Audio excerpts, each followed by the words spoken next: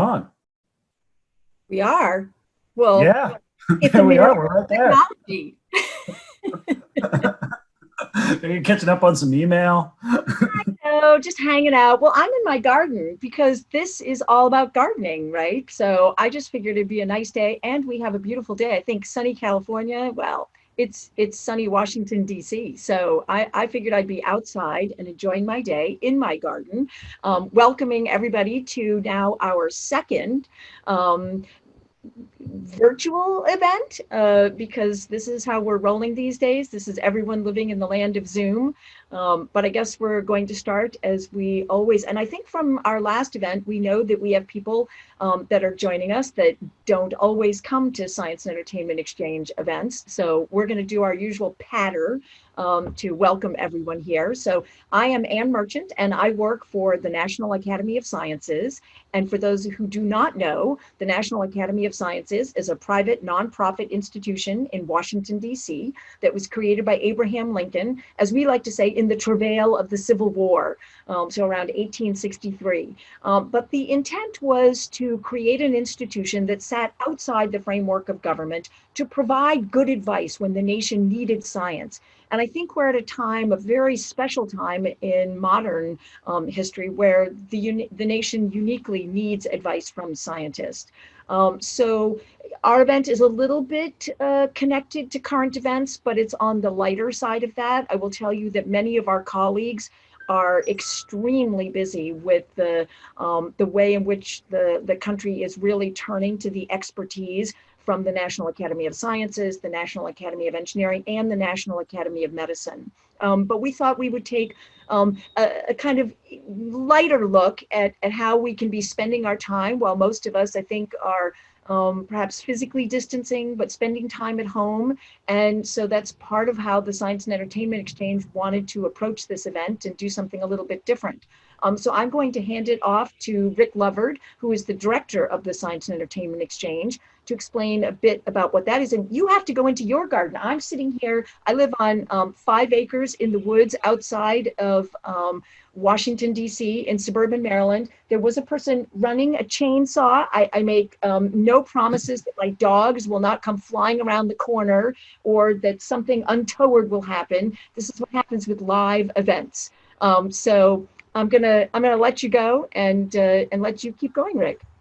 All right, hi everybody. My name is Rick Lovert. I'm program director of the Science and Entertainment Exchange. First, I want to thank a couple of people for making this event happen. Moses and David at the NAS AV team who did all the back end stuff to make sure that this runs smoothly. Also, everybody in the Office of Communications in DC at NAS who jumped in to help the last couple of weeks to make these programs possible. Courtney Sloan, Jeff Fishman, and of course, Sachi Gerben, who is at the Exchange in LA, and many of you who know the Exchange know her. So what is the Exchange? We are a program of the National Academy of Sciences. It's our job to be the bridge between storytellers in mass media and scientists, engineers, medical professionals. So anytime someone who's working on a screenplay or a video game or a TV show or whatever it may be has a question about science, they can call us and we put them in touch with someone who knows what they're talking about. So we've done that over 3,000 times, including films like Avengers Infinity War, Man of Steel, Black Panther, and Captain Marvel. I would be remiss if I did not thank our sponsors, without whom this event would not be happening. Alfred P. Sloan Foundation, Howard Hughes Medical Institute, who actually do sponsor our events. So they are the reason this is happening right now.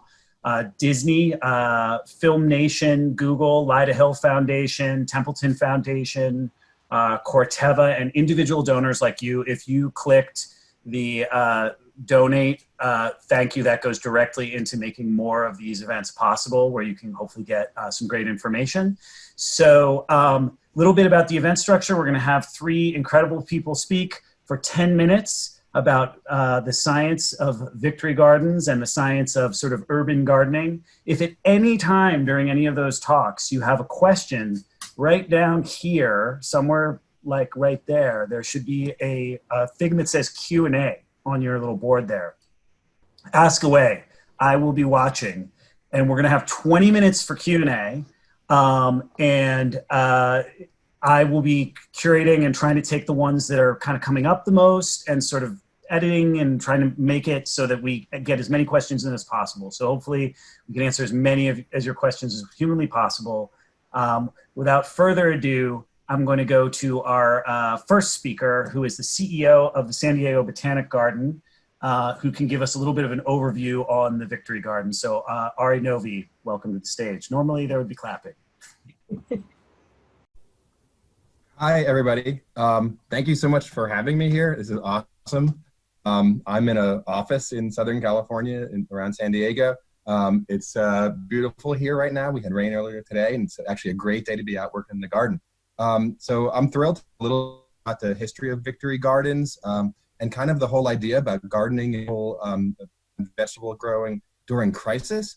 It's kind of exciting to think that the National Academies itself came out of President Lincoln during the crisis of the Civil War. In some ways, you could say the same about vegetable gardening in terms of Victory Gardens. The U.S. Department of Agriculture and others really pushed vegetable gardening during World War I and World War II for a variety of reasons that I'll get to in a moment. And the programs that pushed that during World War I and World War II were all created by President Lincoln during the Civil War. In fact, the United Department of Agriculture itself was created during the Civil War by President Lincoln. And so I think as we're all struggling with living in life with coronavirus, it's really interesting to look back into history and see how much enduring, wonderful things have initiatives that took root during crises.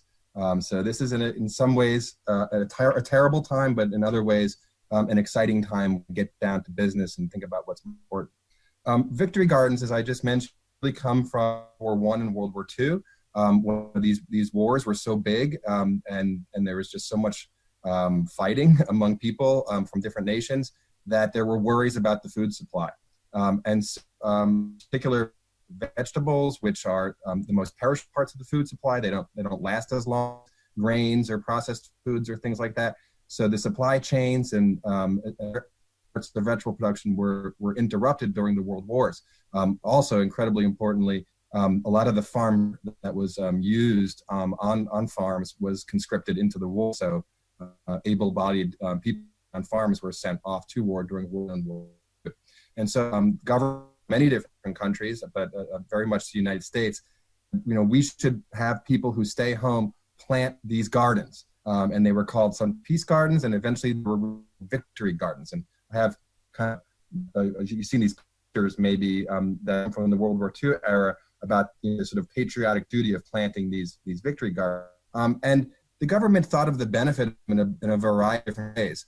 One, people could produce some of their food, and in fact, there were so many Victory Gardens in certain parts of World War I and World War II that it's estimated that maybe a third and a half production during part of the war was actually happening in people's individual Victory Gardens. So in aggregate, it was a fair amount of food, but really even more importantly than the food that was created was opportunity for people to have morale boost and to get well-being. We all know that under really stressful times like war, certainly during a pandemic virus, anxiety is very high, and the normal hope to make ourselves feel better might not be available. We can't people that we love. We might have friends or loved ones who are themselves with sickness or challenges. And there's just tons and tons of evidence out there that getting into nature, putting your hands in the dirt, a little physical exercise by digging the soil, harvesting crops, all that kind of stuff, really, really beneficial for us. It's well-being. And it makes us all feel connected, because hopefully all of you here, if you're not already vegetable gardeners, you'll become vegetable gardeners, and you'll find that there's a tremendous community of vegetable gardeners throughout the country and throughout the world. In fact, by some estimates, home gardens actually the single most popular hobby in the United States. So it's a way to connect to people even at a distance, and to share stories, what's working, what's not working, how my tomatoes doing, a little friendly rivalry, is it better than your tomato? All of these things can happen, and really an important part of the allure and the benefit to vegetables. I want to make people aware that pressure on yourselves to get bump harvests. Vegetable gardening is hard, but also But don't worry too much at the beginning, trying to maximize your production. Really, just having fun and learning in the process. So, after a few weeks of gardening, your garden should look something kind of like this. I'm kidding. This is one of the best vegetable gardens in the world.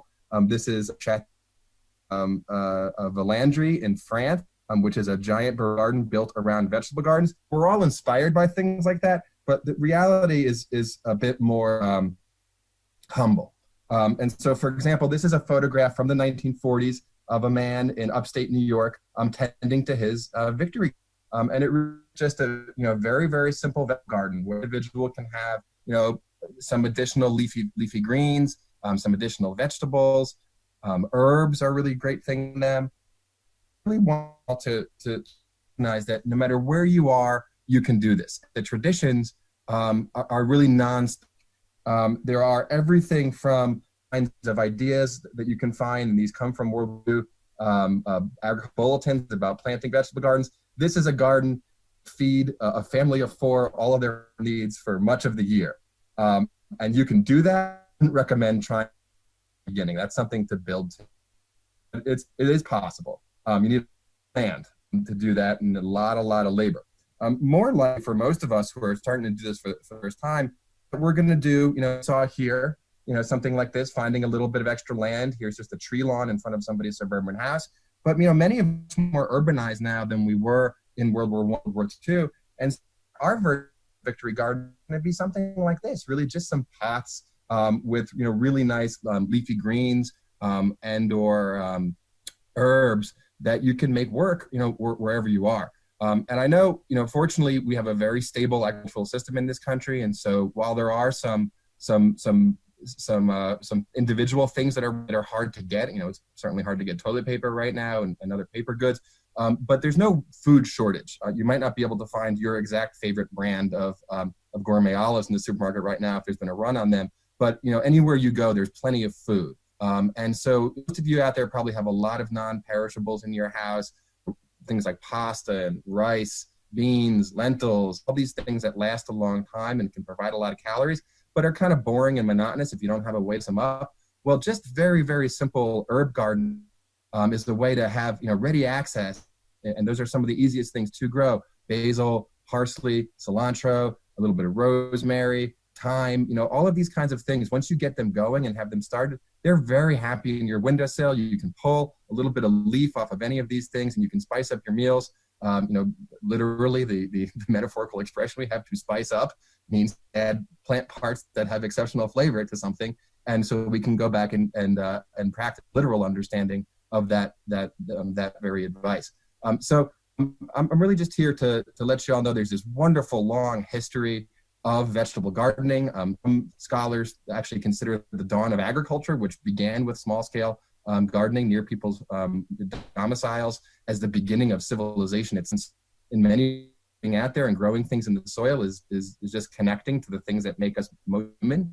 And there's a long history of it. And then there's been this very long history in the United States over the last 100 years of growing vegetables and herbs during periods of challenge, and in particular war, that really helps us all cope, makes us feel together, gives us healthy food to eat. In some cases can alleviate some food shortages, which fortunately right now is not a huge issue, but you never know. But most importantly, that it really gives us something to do and something positive to focus on that involves exercise and looking at. So in the spirit of scientific education and understanding, the final benefit I talk about here for vegetables is hope you all observing the cycles of nature while you're growing it. If you go and plant your tomatoes, you're going to become really aware of the ecosystem that you're maybe not aware of. What critters, rabbits and groundhogs and squirrels and are gonna come out and eat your crop before you get to eat it. What insects, what fungi, virus, right? All of these things attack plants, and wherever you abundant plants, you will find those things. And you'll have to learn as you see this, what do I do about things? How do I control them? Do I control them? Am I growing the right crop?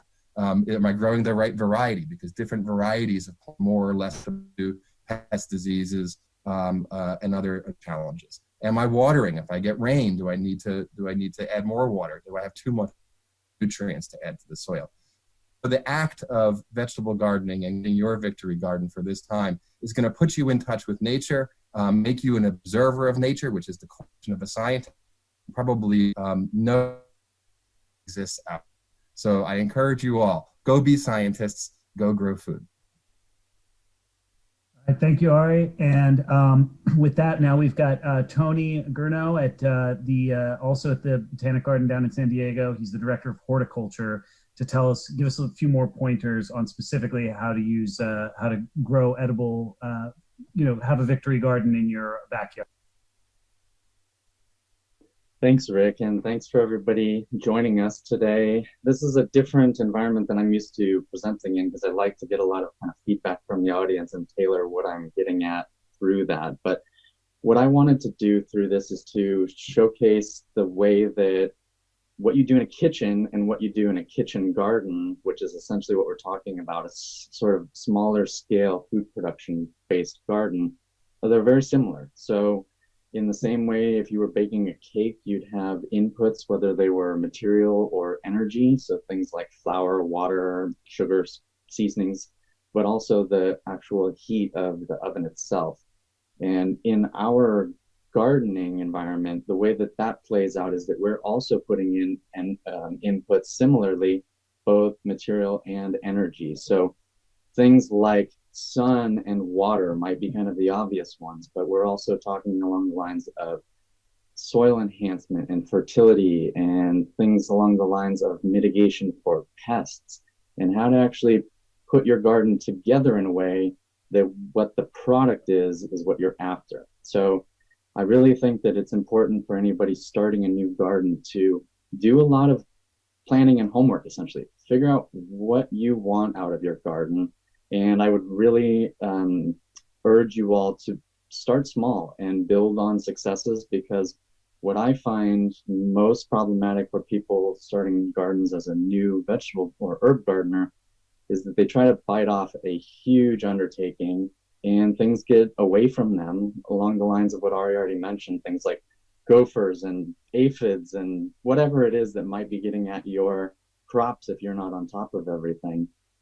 So build on successes. And really the only wrong way to vegetable garden or to grow food in a garden is to not pay attention and make notes and build on your successes. So if you're repeating the same failures over and over, then it does suggest that maybe your recipe is a little bit off. The same way as if you baked the cake, the same regime, same approach, same materials, same timing in the oven and all of that, and it came out terrible, you would probably want to make notes to that recipe and adjust some things. So when we're talking about food plants versus the cake analogy, one of the big differences here is that we are actually trying to create something that becomes a living and self-perpetuating system, whereas putting a cake in the oven is actually the end of the story as living things. That's, it's essentially a death that we're taking advantage of, whereas the garden is the other end of that spectrum.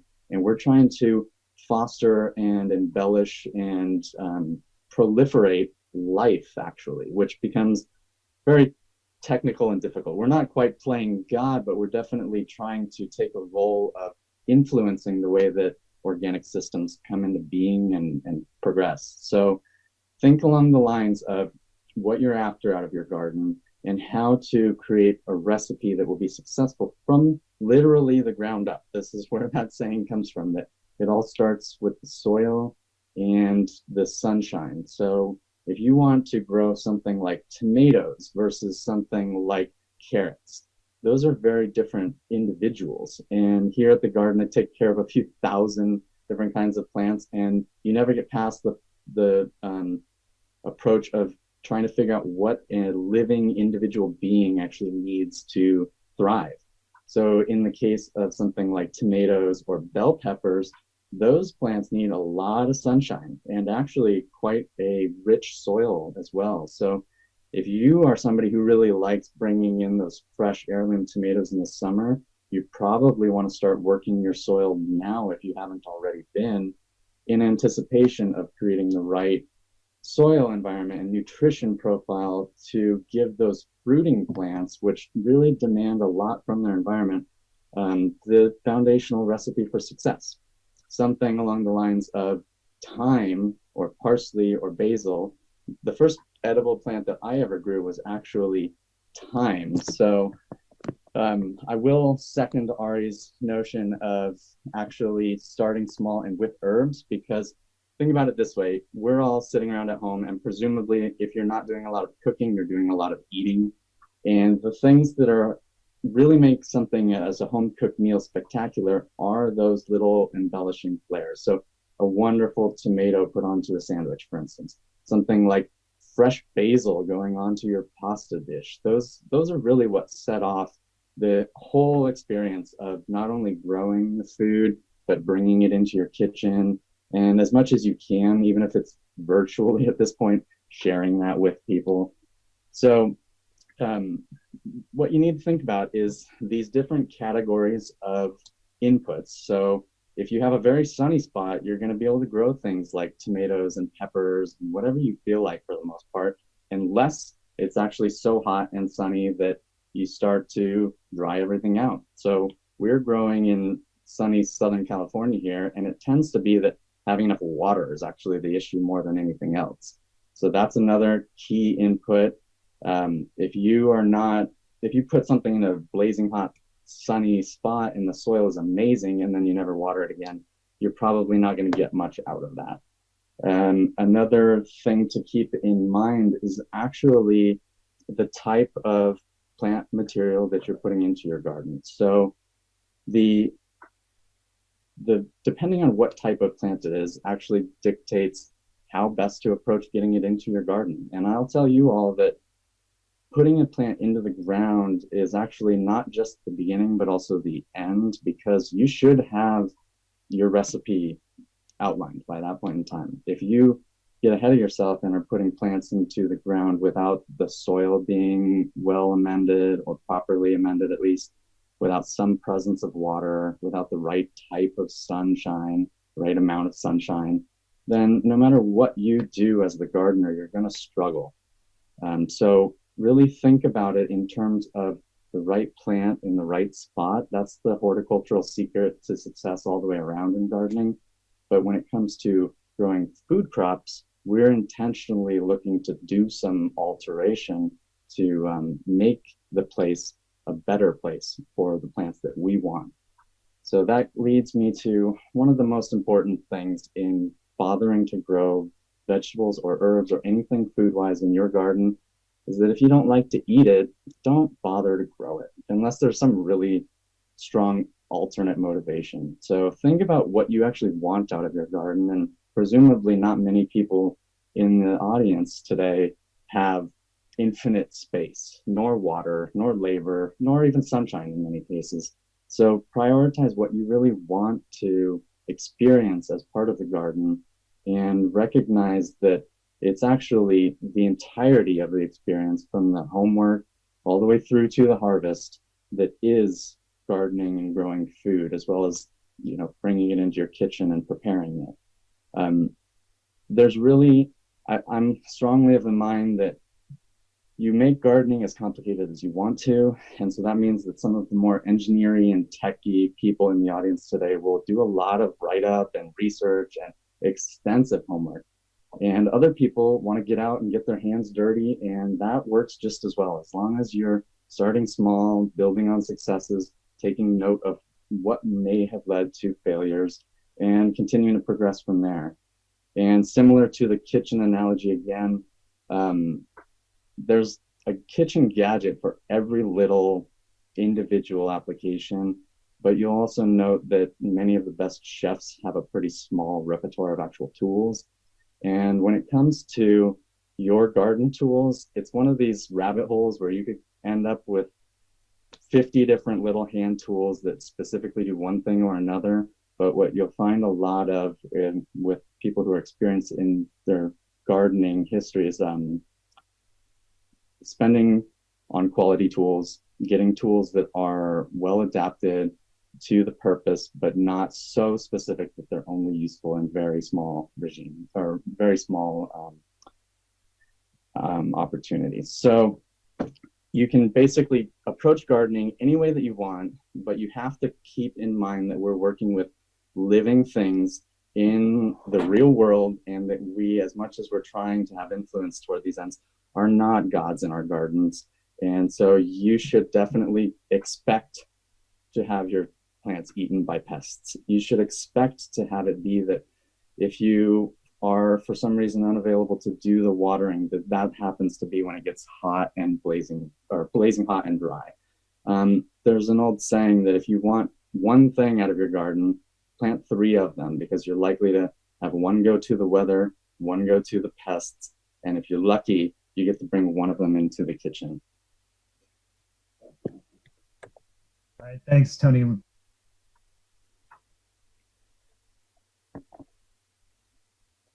Tweeting the event today. I think I forgot to do that at the beginning of the event. So Emily Hesmus is an education specialist in urban agriculture at the U.S. Botanic Garden in Washington, D.C. Thank you very much, Emily.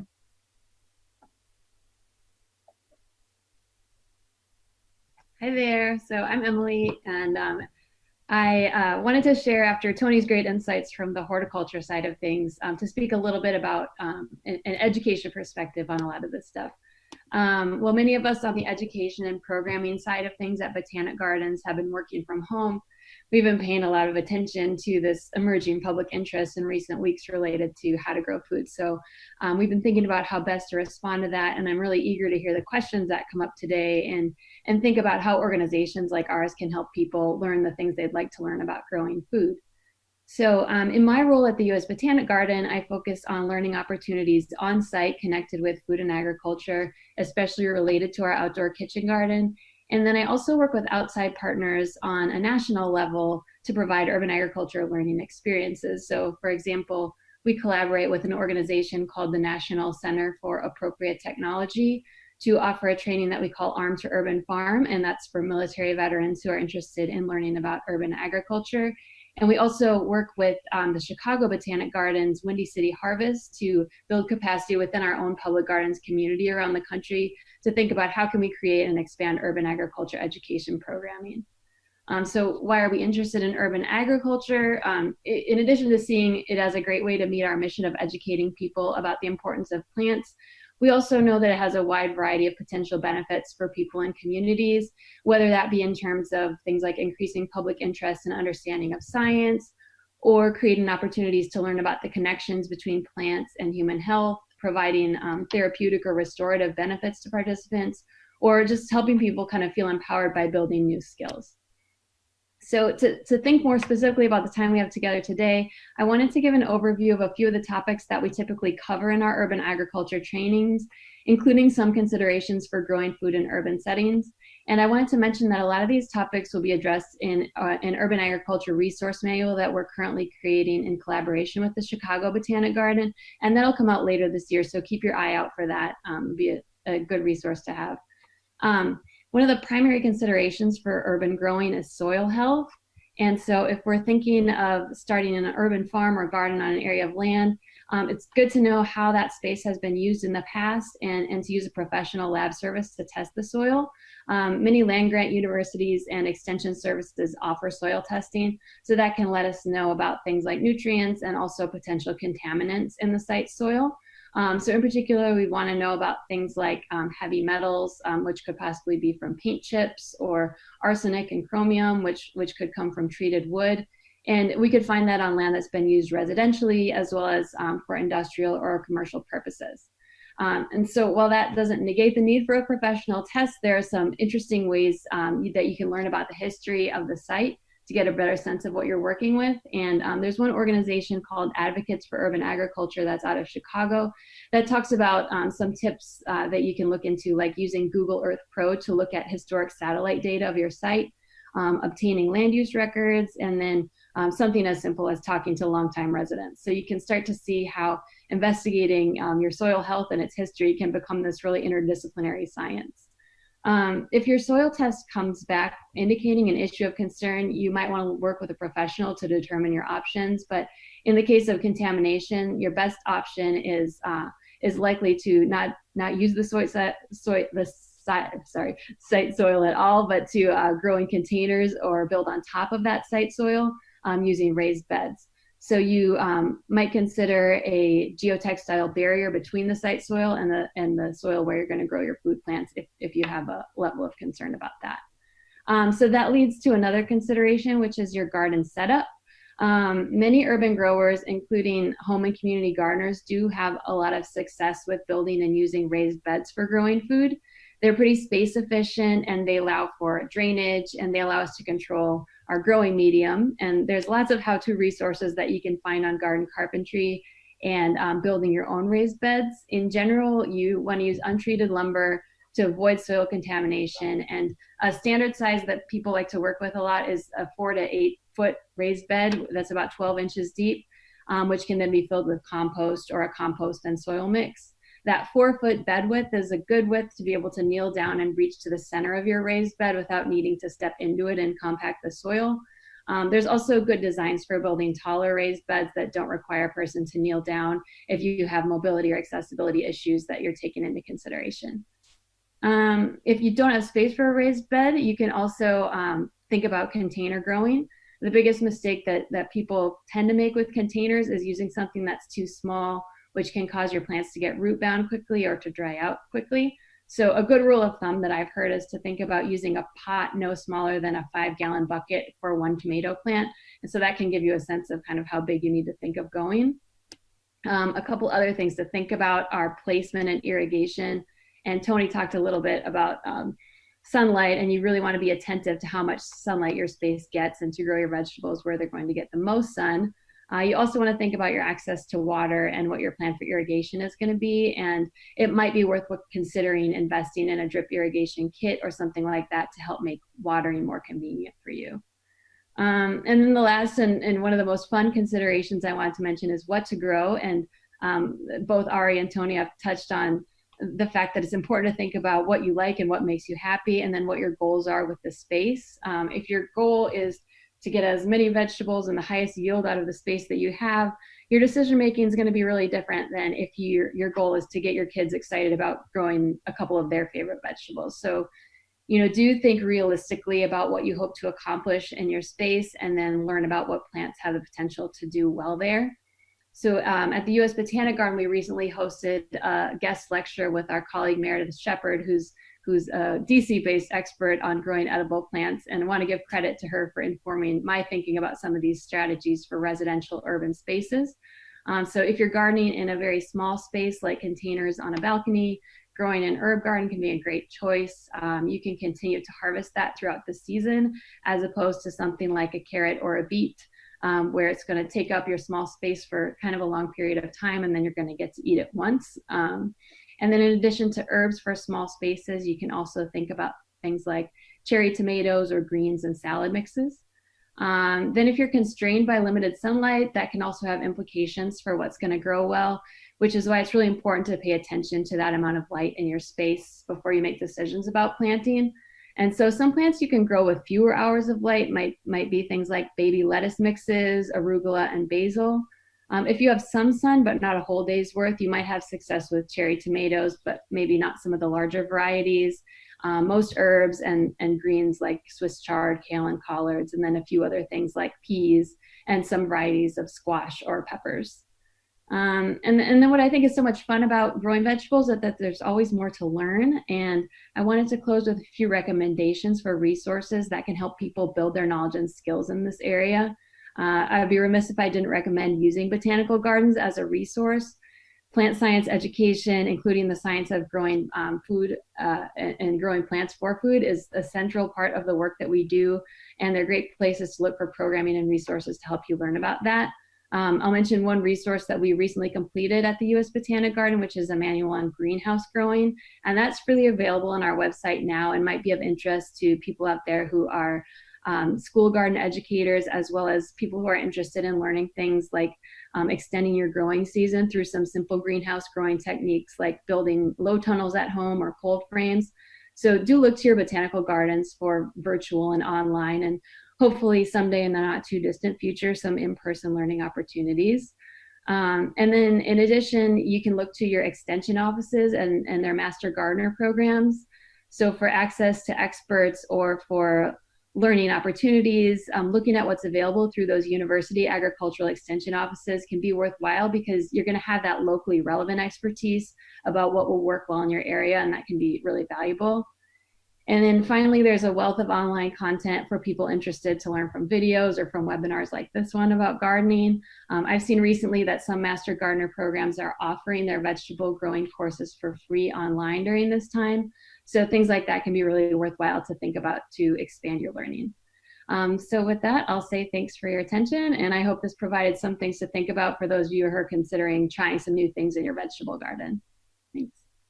All right, thanks so much, Emily. This is the part where normally there would be wild applause, isn't it?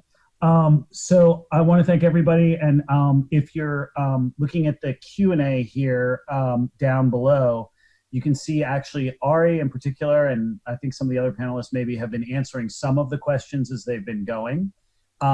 I think the first question that was most asked was, aside from basically Agent Orange, like what are some things, are there things that you can naturally plant in the garden to keep bugs away? Like how do you actually maintain pest populations without, putting stuff on your garden that's super toxic? I can start on this one. So the first and most important thing I think about growing plants at home is to choose really growing plants anywhere is a simple rule we call right plant, right place. So wherever you are, you have to go through the process and talking to people around you who do this, of learning what are the right plants for your place. So if you have a tomato and it's a great tomato, but it just gets destroyed by bugs where you are, then either that particular variety of tomato is probably not the right tomato for you to be planting, or tomatoes for some reason are not the right thing for you to be planting.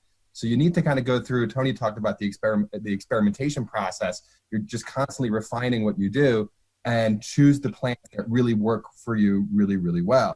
And it's going to be different everywhere. I grew up in New Jersey. New Jersey is a very humid, kind of like Washington, D.C. summer. And so fungal diseases are really big deals. And so if you don't have tomato varieties that are resistant to fungi, then you're out of luck. Whereas in California, a lot of the year it's very dry here, and fungus is not the big issue. And so some of the varieties that wouldn't work in New Jersey can work in California. So that's the one thing. The second thing I'll say is there is something called companion planting, and so there's sort of Google that.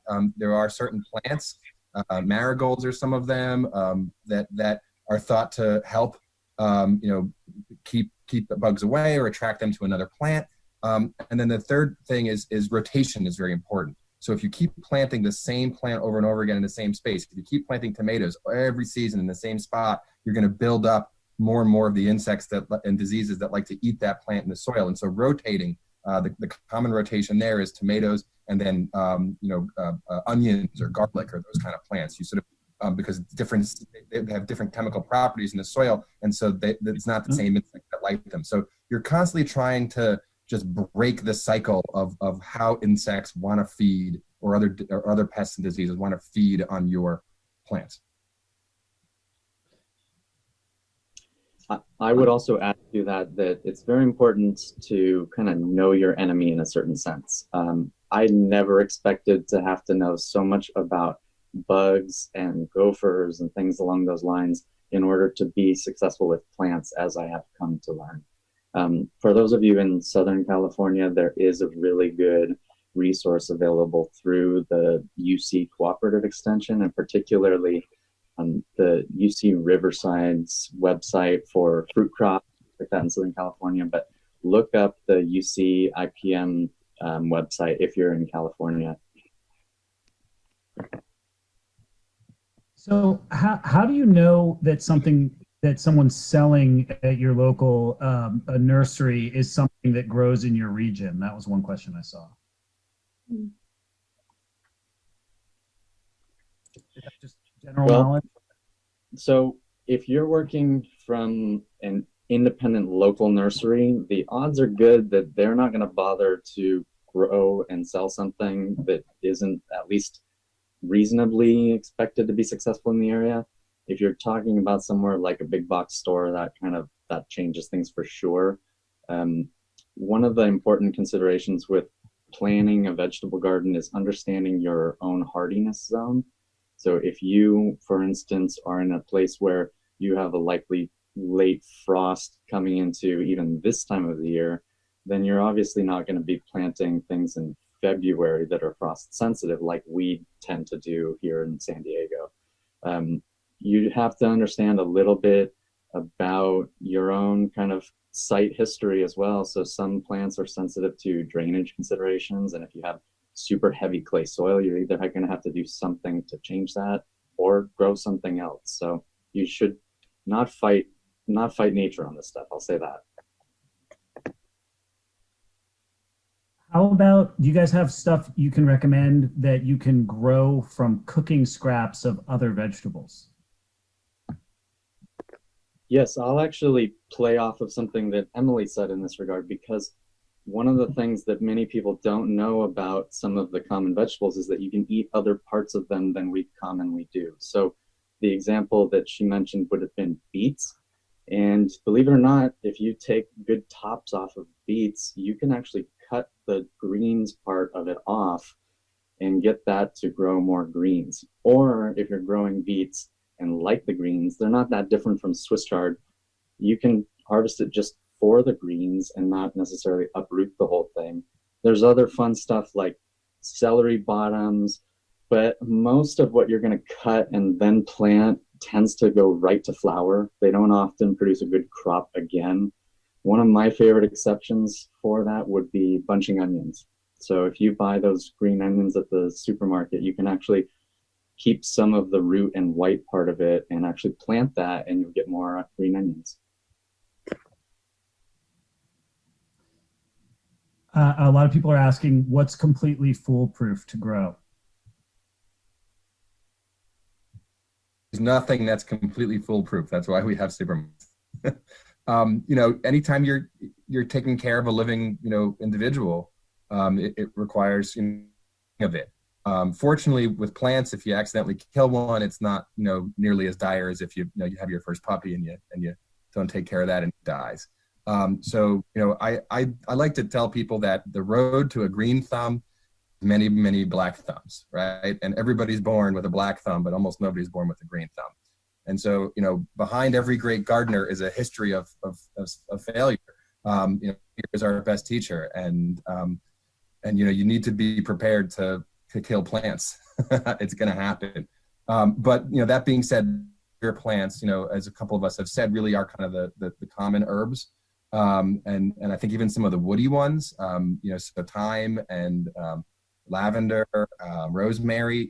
You can buy them as little tiny potted bushes and keep them alive and keep harvesting off of them, and they'll live for you for a long time. The green onions that Tony mentioned, the same thing. You can grow them. Honestly, you can grow them for a while in a little bit in a glass of water. The other one is very easy, I think, are chives. You can get chives started, and you can just keep harvesting them throughout the season, and they'll kind of keep growing too. But then from seed, I think the easiest plants are probably parsley. Is very, very easy. And then the vegetable that's kind of considered the most satisfying easy is radishes, partially because they germinate very readily, and they're the fastest crop to maturity, right? So the other thing to recognize is if you plant a seed potato, you're not harvesting potatoes for 70 days, right? There's a lag. Radishes are about the fastest. You can get them in three to 4 weeks. And they're pretty disease resistant, and not a lot of insects eat them. So those are my beginner ones. Where do you guys like to source your seeds, in a global pandemic?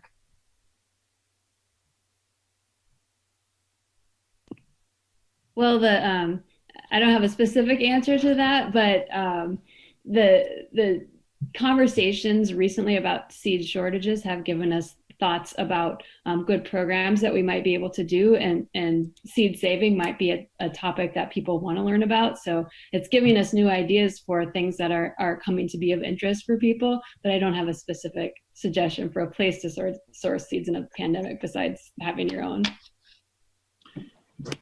Rick, I know that we have people in the audience from all over the place, but considering that I'm here at the San Diego Botanic Garden, I definitely would like to put in a plug for San Diego Seed Company, which is a really wonderful local small scale seed producer. And so not only is that stuff more readily available locally, but it's, as you save seeds generation after generation in a given environment, then they actually become more adapted to that environment as well. So buying seeds locally is not only a kind of a surefire way to get more success out of your garden, but you're also going to be helping small companies, which there are fewer and fewer of in regards to seeds. And you're not likely to be running up against those big distribution chain limitations. And I'll just add that seeds are just like toilet paper. I mean, there's really plenty of seed out there if everybody wants to use it. But if you go out and buy, 10 or 50 or 100 times what you need, that's really what's eating into other people's abilities to have seed. It's amazing how a little tiny bit of seed will go a long way. 100 carrot seeds is much, much smaller than a teaspoon of seeds. So just buy what you need and not much more than that. And if everybody did that, we wouldn't really have any problems to begin with.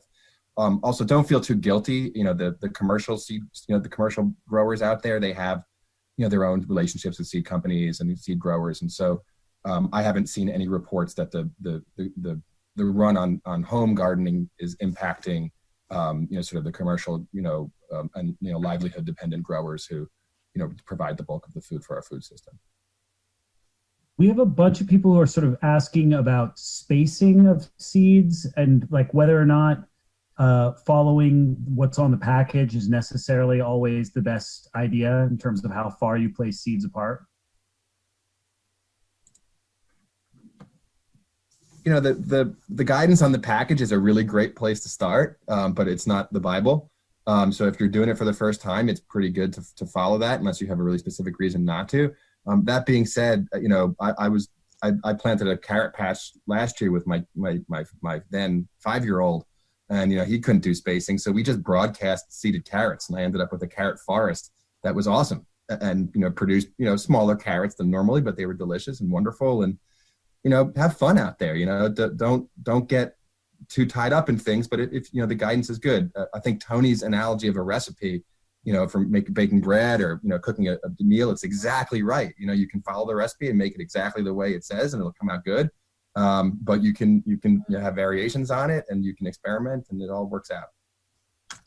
So Emily, it seems one of the real advantages to putting plants in pots is that you can then move the pots. Are there strategies for moving pots around that you'd recommend? Yeah, I would say just being really observant of how the light moves through, if it's your backyard or wherever it is, your patio, being observant of how the light moves. A lot of people think they know, but haven't really sat down and monitored that for a few days and really seen. So I think watching and learning about how it moves through your space and then planning accordingly with that data of knowing during which part of the day is it going to get the most light. I think that's a good step to do first.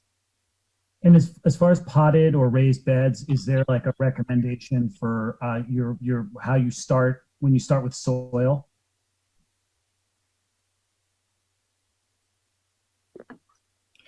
Well, actually, that's a good segue, because I was going to mention, based on your last question, that one of the major advantages to growing anything in a container is that you have total control over the soil medium. So depending on what you're going to grow or intend to grow, that would determine what you're trying to do in the soil. So for instance, if you're trying to produce a salad garden and grow a whole bunch of spinach and lettuce and things like that, you're going to want to have a more water retentive and nitrogen rich soil.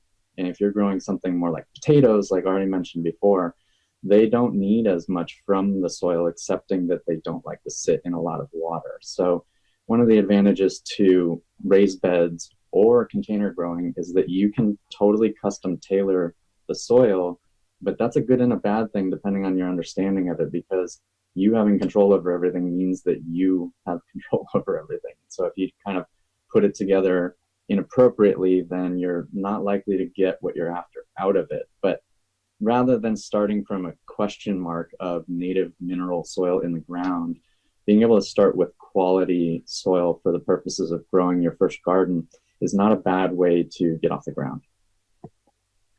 So we have one person who's asking about they've planted seedlings really close together, and now they're trying to sort of give them a little bit more space to grow, and they're asking, can they replant the ones that they've thinned?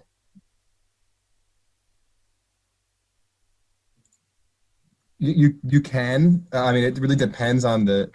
So when they're really young, if you thin out really young seedlings, you lose all the little root hairs that are attached to the base of the root, and so you can replant them, but they'll have lower survival rates. So it can absolutely be done, but don't expect all of them to survive. If they're older plants, when you seed them out, when you thin them out, then they'll do better. So the older they are, the more likely than younger. And then also there are certain plants that just can never be transplanted. Pea plants are sort of the classic example. They have a symbiotic relationship with these, soil microorganisms. And that's why you always grow them from seed. You can find at a big box store pea plants for sale, in a little pot, but it's they have very, very low success rates if you transplant them. So it's like every scientific question, the answer is it depends.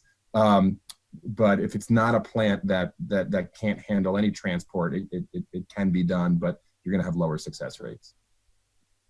I would add that depending on what you've sowed, one of the silver linings to having to thin plants after oversowing is that some things are delicious as little babies. So this is essentially the genesis of microgreens. So for people who are in the audience in drier climates, we have a question about digging a basin garden and if there are any tips on that. I would say that tends to fall in line with a lot more of a kind of dry farming approach that has been practiced extensively throughout the Southwest historically. I think kind of the bent that we're on in this group and this discussion is a little bit more managed in a sense. And so if you are adding water and organic material to the soil, which I highly recommend if you're trying to grow food, those things when coupled with a sunken garden can actually be somewhat problematic and lead to more issues with rot and things like that.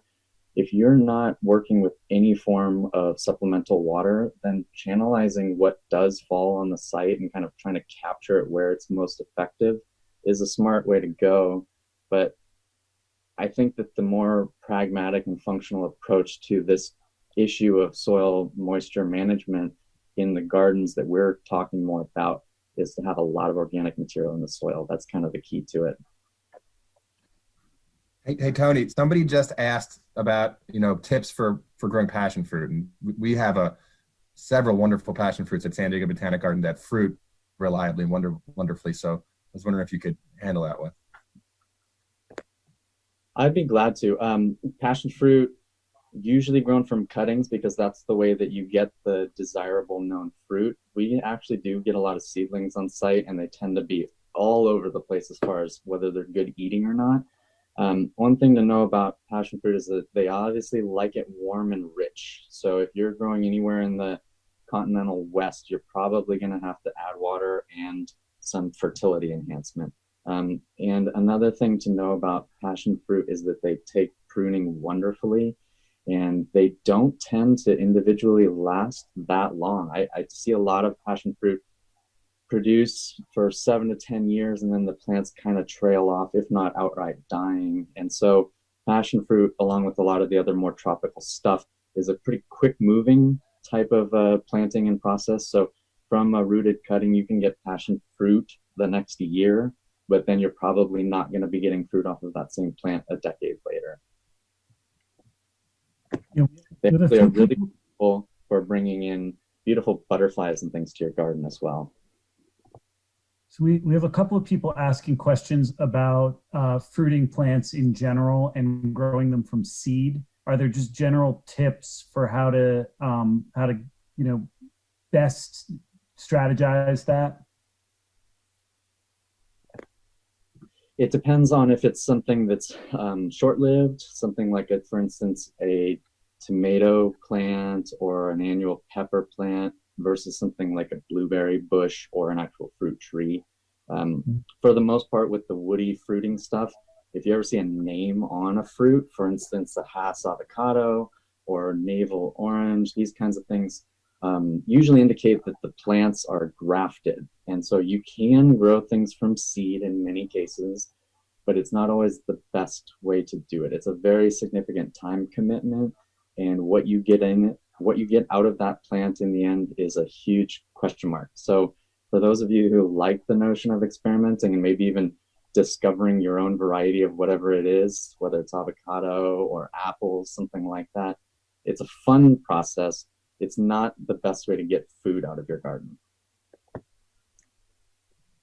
So for those of us who like to automate our lives wherever possible, if you have, if you are doing raised beds, or if if you've got a system where you're trying to water different amounts in different areas, is there something you'd recommend, some tool or some timer or something to allow for that?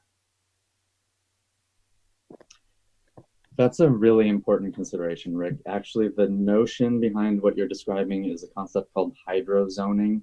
And that goes back to the recipe level of this stuff. So not all plants have the same moisture needs. You're not going to have success if you're trying to grow a pepper plant in the same soil space as a blueberry shrub. So actually doing some research and homework and understanding what you are growing and what it wants is important, because the best case scenario is that you put like with like, and then depending on what kind of irrigation system you're working with, the best way to go about this is to have different stations that operate on different regimes as far as time or frequency, so that you're actually watering to the plant's needs, but that they're also localized in those needs, rather than having one thing that wants to be watered every day next to something else that only wants water once a week. I was just going to add to that. I mentioned drip irrigation kits. So there are kits that you can purchase that are designed for specific spaces. Like you can get them that are designed for, like, say, a raised bed or even a container garden. So there are conveniences like that that you can look at. They're not necessary, but they can make your life easier. All right. I think we're at time. Are we? Yep, I think that's all the time we have for today. I wanted to say thank you to everybody and thanks to our speakers for doing this. And also just to say that now I know what to put in this, and I do appreciate it, guys. I know. I have to say, I appreciate it, because as you can see, I live in the woods, and getting some tips on some things that I could grow without 8 hours of sunlight, which is often what you hear about vegetables. So the fact there are some things that I can do. Plus, I have a terrible problem with things that like to eat everything that I try and plant. And I've been out here battling the pollinators, although I do welcome them into my garden, welcome the pollinators. So it's been great. We've had a lot of good questions. I know we couldn't get to all of them, but we tried to get to as many as possible. Our panelists did a super job with that. And I think we all learned something. And it was nice to not be spending so much time with that Johns Hopkins map looking at the number of cases racking up. So instead, we get to think about things that make us breathe and pause and think about planting and putting our fingers in the earth and doing something productive like that. So it's been great. All right. Thanks, everybody. Bye.